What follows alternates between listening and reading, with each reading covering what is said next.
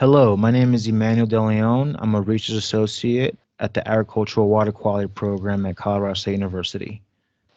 And hello, I'm Dylan Casey. I'm a master's student at Colorado State University. And we're presenting on our project called Next Generation Technology for Monitoring Edge-of-Field Water Quality in Agriculture. This project was funded by the USDA Natural Resources Conservation Service. Edge-of-field water quality monitoring is the most effective way to evaluate any best management practice that you implement on your field. The issue is that many of the water samplers or other industry standards cost a lot of money. For example, Teledyne water sampler can cost anywhere from $5,000 to $10,000. That is just not feasible for everyday farmers or researchers. So with the help of the CIG grant, we were able to build a low-cost water sampler as well as other IoT devices to help monitor and evaluate all these different best management practices. So our objectives design and demonstrate and to well document our low-cost auto sampler. We want to make sure that we deploy this new technology into multiple different fields so we could do a lot of field tests. We also want to make sure, or we also want to make a simplified method for measuring soil infiltration. And with all this technology, we want to essentially assess some of these best management practices that we are currently assessing right now. That deals with soil health as well as water quality. And then ultimately, we want to transfer all this technology to stakeholders as well as citizen science. And we're going to essentially make this open source. So our low-cost water samplers have a particle boron, which has cellular connectivity, but you can use Wi-Fi as well as LoRa, which is long-range, low-power radio, to connect it to the internet. The cool thing about our water sampler is it can detect flows and automatically start sampling once flow is detected. It also could log level. And this, right now we're using this as a edge-of-field monitoring application, but you can most definitely use this to grab samples in rivers, ditches, or groundwater piezometer tubes. It's very versatile. Here in our this lower hand picture is the picture of our low-cost water sampler.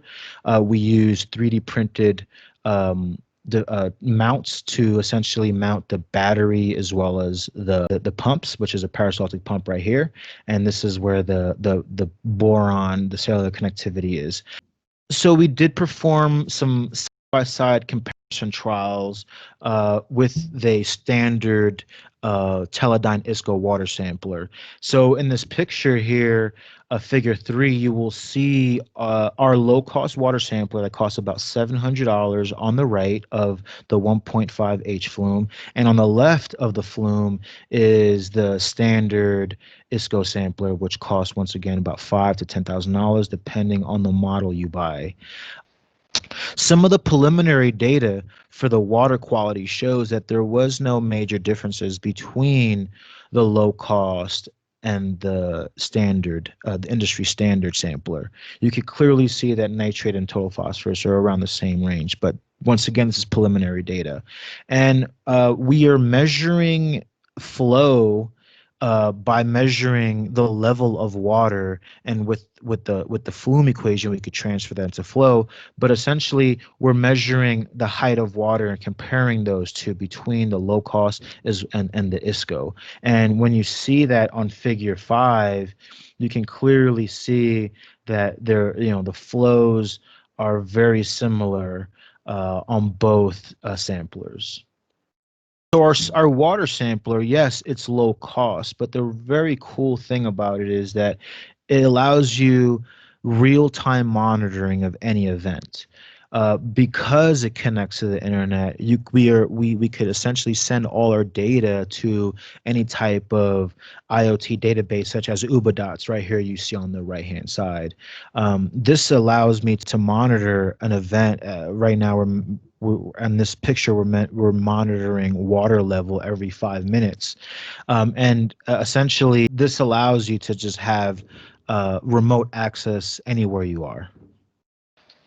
Another tool that we've developed to support edge of field water quality research is an automated infiltrometer. This is a single ring infiltrometer that measures the field saturated hydraulic conductivity. You can use all sorts of different analyses, including the dual pressure head analysis proposed by Reynolds and Elric. This also uses a particle boron 4G LTE microcontroller, and it shoots data to the cloud in real time to an IoT dashboard like UBADOTS. It also saves data to an SD memory card in case you're not able to connect to the internet. What's cool about this is that you can control the device or multiple devices just with your smartphone. So I can install 4 or 5 of these in the field at the same time, collect a bunch of measurements, and then while they're working on their own, I can go and collect soil samples or do whatever else I need to do. On the right-hand side, you can see some preliminary data that we've collected this fall. So the top graph is just a log of what the ponding depth inside of the measurement cylinder was. So you can see that we started with a pressure head of about 40 millimeters and then bumped it up to 80 millimeters after we reached steady state. And the graph on the bottom shows the actual flux from the peristaltic pump. So you can see, as we would expect, under the 40 millimeters pressure head, we had a lower flux than with 80 millimeters of applied pressure. Finally, the last tool that we've developed to support this edge of field water quality research project is a IoT soil moisture data logging system. So as we know, antecedent water content is really important for understanding the way that water is going to flow across a field, and it's really important in understanding how much runoff we can expect to see from an irrigation event or a storm event, especially in semi-arid climates like in Colorado. So by combining this data with our infiltration data and our water sampler data, we can get a better understanding of what happens to water when it hits the field. Again, these use the particle boron 4G LTE microcontroller. This is a low-cost, internet-connected soil moisture station where many soil moisture data logging systems on the market are several $1,000s, and sensors themselves are a couple $100s a piece. In our case, the whole system is about $150, so we can deploy more of them and get a better representation of variability across the field. Then you can see in the bottom right corner, this is hourly soil moisture and soil temperature data that has been reported to our UBADOTS IoT dashboard, just as an example. We expect many people to be able to benefit from this technology, including farmers, NRCS staff, different agricultural consultants, and even citizen scientists who might want to just monitor their streams in their local watersheds.